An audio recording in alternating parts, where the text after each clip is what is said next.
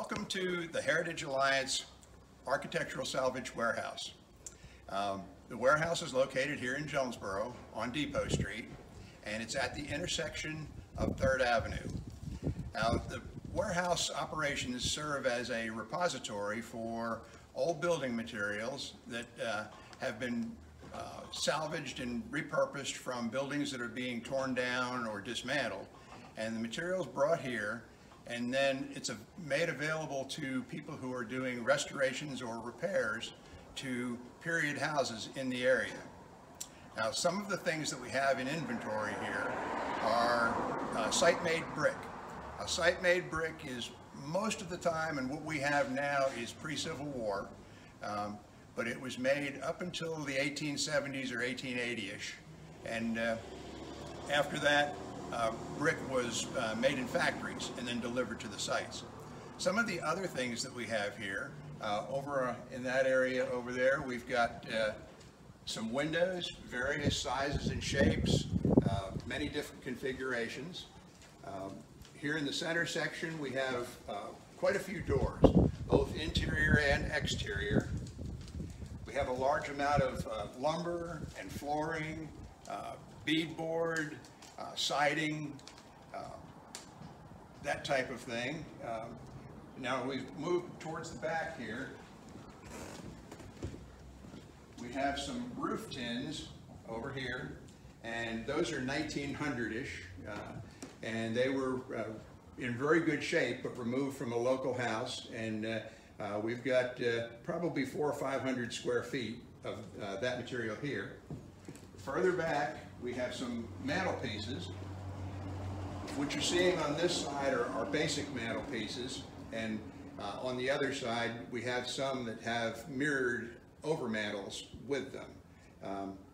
Right now, we have half a dozen or so available. We also have fixtures. We have some lighting. There's a little chandelier there. We've got some sinks. And from time to time, we even get clawfoot bathtubs, although they usually go quite quickly when folks find out that we've got them.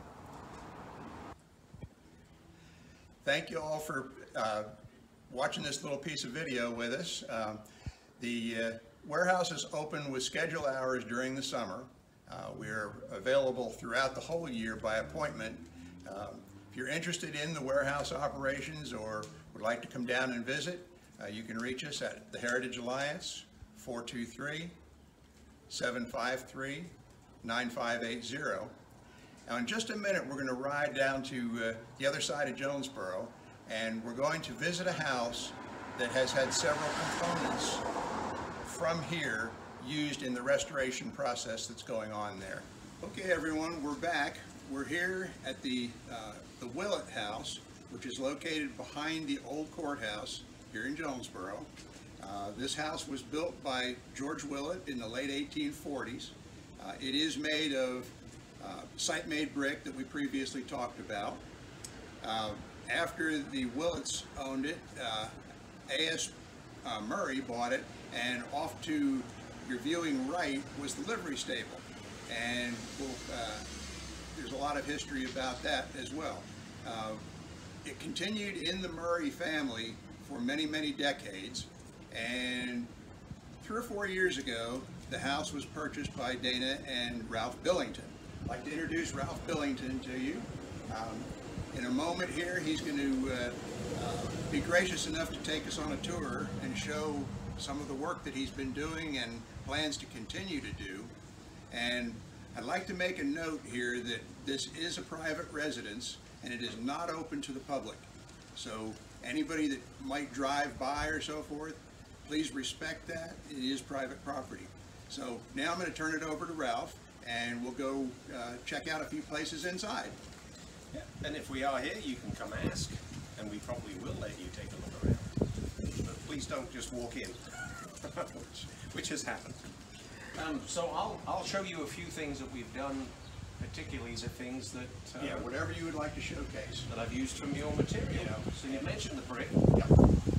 We've used 1,200 of your bricks on various parts of the house. The biggest consumption of bricks is in the kitchen.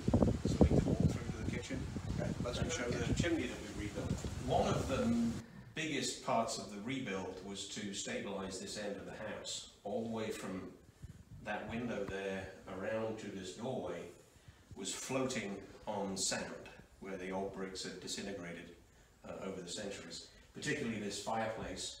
So these are all bricks that we've taken from your centre, 1,200 of them in total, and the fireplace is now built all the way down to a new foundation. And we removed the floor in the kitchen in order to be able to build the foundation and complete the fireplace. There was also 2 doors over here on this wall. One was a pantry and one was a access for an apartment that was upstairs. Both of those have now been bricked up. And this is back to how the kitchen probably was, except for there used to be a door right behind your left shoulder. So there was a door open to the pasture before the railroad was built. And we will not be putting the door back, but we'll leave it the way it is. Are you ready? All right. So the room you're looking at now is off the kitchen. We think it was the original dining room. We've built a small half bath over in the opposite corner, just to make it more convenient for folks in modern times. And then behind you, as you pan around, we're standing in the living room, or one of the formal living rooms, with probably the nicest mantel that we have in the house. 2 of the mantels we have from you guys are upstairs, and we'll show those in just a second. As we walk through here, we have a nice big central hallway, and then what I think was another sitting room, probably a parlour. Typically in those days they would have a formal living room and then a more casual living room. Now this room has got its original fireplace and original closet, and we've added a half bath over in the corner, but this room is original. And the floor is as it was back in those days. We've stripped the modern floor off the top of it, and we're planning to do that with almost all of the rooms in the house. The ceiling is also original, and we'll be stripping and finishing when we get to it. Right now the biggest job is plastering, so you can tell that it's half plastered and a little bit of a mess.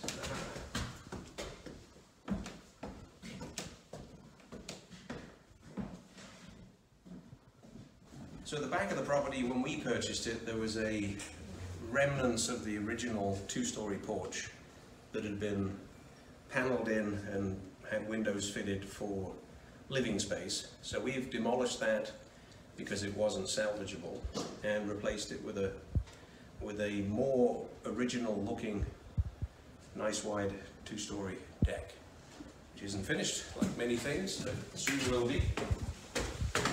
The floors up here in the hallway and in that bedroom are the original, untouched. The one on the right hand side has got the more modern oak on top of it, which we will be removing because I prefer this old wide pine boards that's in this bedroom.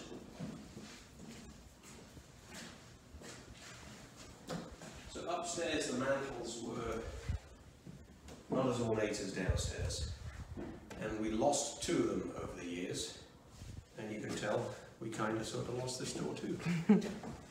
So one of the things that we've taken advantage of your warehouse from is replacing the doors. So we actually have this and 3 other doors that will exactly match. I also have 2 mantels, which I'll show you in a second, that both came from you guys too. So this is a bedroom with its ensuite bathroom. This is another bedroom with a mantel that's missing, which we'll be replacing with one of these that's sitting in this room over here. And as we walk through, you'll see more what the condition of the actual house was like. So, as you pan around this room, I'm not as far along. And this is the original plaster and the original wallpaper and paint hanging on. So these are the mantels that I've purchased from you guys, and they'll replace the room that's behind you and the fireplace that's over here.